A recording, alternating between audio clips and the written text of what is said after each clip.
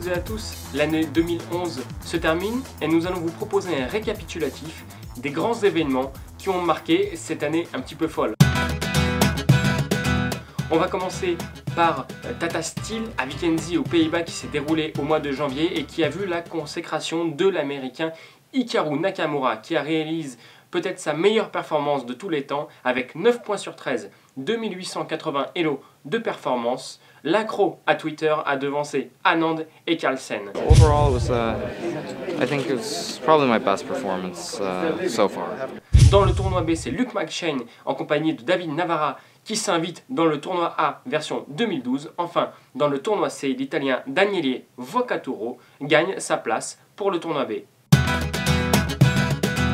En ce mois de février, Gibraltar s'impose dans le paysage échiquier mondial avec 147 000 € de prix. Et bien c'est Vassili Ivanchuk, le génial ukrainien, qui l'emporte avec 9 points sur 10 devant l'anglais Nigel Short. Nana Dzagnidze, la géorgienne, quant à elle, rafle la mise avec 10 000 € pour la première féminine.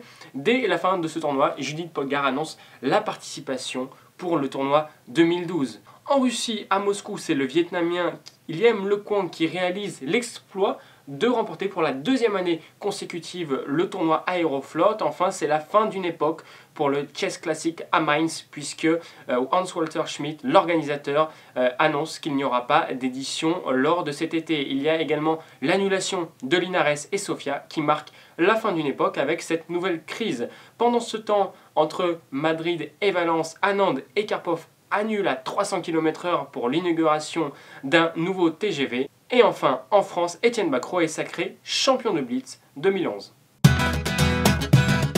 Grosse actualité en France avec les Open qui se succèdent, l'Open Pierre et Vacances à Cannes, mais également Capelle-la-Grande ou le 9e festival de Meurthe-et-Moselle à Nancy. Cette fois-ci, c'est Laurent Fressinet qui s'impose en partie rapide et qui est sacré champion de France 2011. La série noire des annulations de tournois continue puisque c'est au tour de Mélodie Ambert d'arrêter. En effet, le mécène Van Osterom décide que la 20e édition sera la dernière et c'est Lévon Aronian qui remporte le combiné et qui rafle la mise avec au total 227 000 € de prix. Au Qatar, Konerou remporte le dernier Grand Prix féminin et gagne le droit d'affronter au mois de décembre la championne du monde, la chinoise Wu Yifan, qui n'a que 16 ans. Enfin, à noter que Victor Korchnoi, dit le terrible, fête ses 80 ans.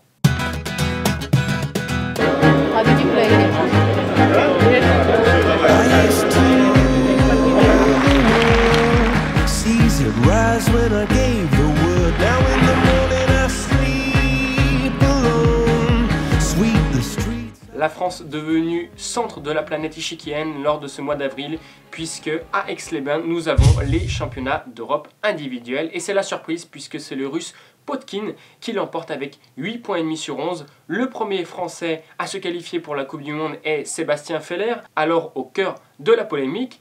À Montluçon, un peu après, nous avons les championnats de France jeunes qui se déroulent avec un record de participation. 1195 joueurs se sont réunis et c'est le club de Mulhouse qui remporte le titre de champion de France des clubs. T'as combien de points pour le moment? 2,5. 2,5 sur combien?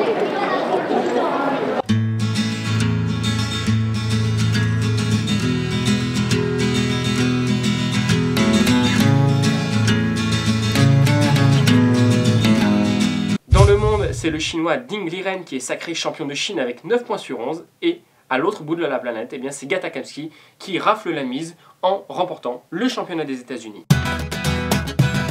Ce mois de mai, la consécration par la lituanienne Victoria Chmilytė. En effet, pour la première fois de sa carrière, elle remporte les championnats d'Europe féminin individuel à Tbilissi en Géorgie. À Kazan, dans le même temps, c'est la finale des candidats. 8 joueurs vont disputer le droit d'affronter Vichy Anand en 2012. Et à ce petit jeu, eh bien, c'est la grosse surprise. L'Israélien Boris Gelfand réussit à battre tout le monde et se qualifie en gagnant lors de la finale contre Alexander Grichuk. Exit Kramnik, Aronian ou encore Topalov qui a perdu au premier tour contre Gata Kamsky. Carlsen, quelques semaines auparavant, avait refusé de participer à cette formule pour des raisons obscures. 2 mois après les 80 ans de Victor Korchnoi, c'est au tour d'Anatoly Karpov de célébrer ses 60 ans. L'actualité est très chargée lors de ce mois de juin en France, puisque pour la première fois de son histoire, la cité phocéenne Marseille Échecs remporte le titre de champion de France par équipe 2011 à Mulhouse, dans le musée de l'automobile.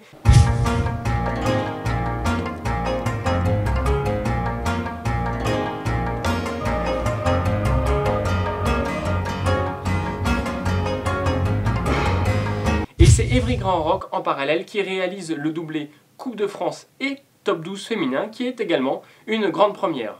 À Bastia, Léo Battesti réussit le tour de force de rassembler 3082 scolaires lors du tournoi de fin d'année. Enfin, à la tête de la Fédération française, Jean-Claude Moing annonce officiellement sa démission et c'est Henri Carvalho, élu par le comité directeur, qui lui succédera. Dans le monde, c'est la consternation avec la rencontre du président de la Fédération internationale des échecs, Kirsan Ilumjinov, qui rencontre Muammar Kadhafi. En Roumanie, quant à lui, Magnus Carlsen s'impose de plus en plus comme le numéro 1 mondial incontesté et incontestable, puisqu'il devance au départage Karyakin lors du Kings Bazna à Sarajevo.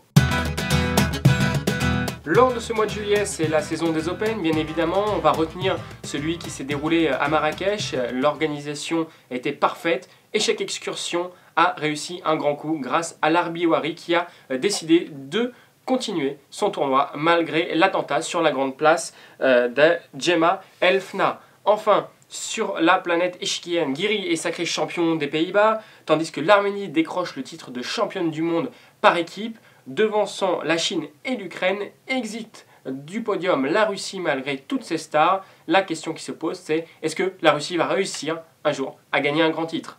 L'année 2011 sera définitivement l'année de Magnus Carlsen qui remporte le tournoi de Bienne devant Maxime Vachier-Lagrave et Alexander Morozevich.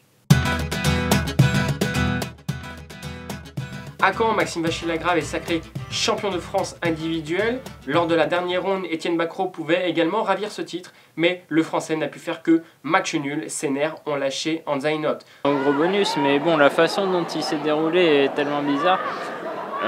Disons que bon, sur ce que j'avais montré en 2008 et en 2009, je méritais 100 fois plus le titre que cette année. Sophie Millet, quant à elle, remporte beaucoup plus facilement le titre de championne de France individuelle. À l'étranger, Michael Adams, quant à lui, est sacré champion d'Angleterre.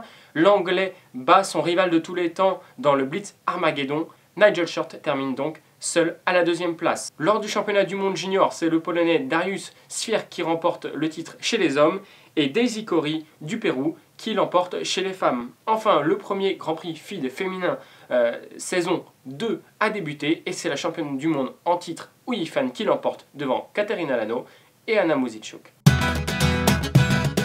En catimini, Hou Yifan continue sur sa lancée en gagnant le deuxième Grand Prix FIDE chez elle, à Shenzhen.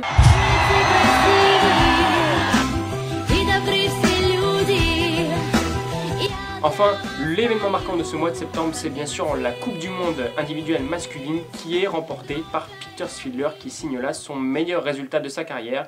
Et une nouvelle fois, Grischuk est arrivé en finale et a dû s'incliner. Donc Peter Svidler, vainqueur de la Coupe du Monde. Étienne Bacrot est le meilleur français de cette compétition et s'est fait éliminer au troisième tour. A noter dans ce mois de septembre des formules originales lors du mémorial Botvinnik à Moscou avec des paires mixtes. Et c'est la paire Anand Schmidté qui l'emporte alors que Carlsen et Konerou terminent dernier de la compétition. À Saint-Louis aux États-Unis, nous avons la bataille des sexes et c'est l'équipe masculine qui l'emporte haut la main contre l'équipe féminine. Il faut dire que Nakamura a grandement aidé son équipe. Hikaru est impérial et signe un brillant 9,5 sur 10. En France et plus exactement à Clichy, Garry Kasparov remporte un mini-match exhibition contre Maxime Vachier-Lagrave. Et en ce mois d'octobre, Garry Kasparov enchaîne les shows puisqu'il l'emporte dans un match de blitz très tendu contre Nigel Short. Kasparov l'emporte avec les pièces noires lors du 10e blitz et s'adjuge ce match exhibition. La finale du Grand Slam se joue à Sao Paulo et Bilbao. Lors de la première partie, Vassili Ivanchuk, l'Ukrainien, est impérial.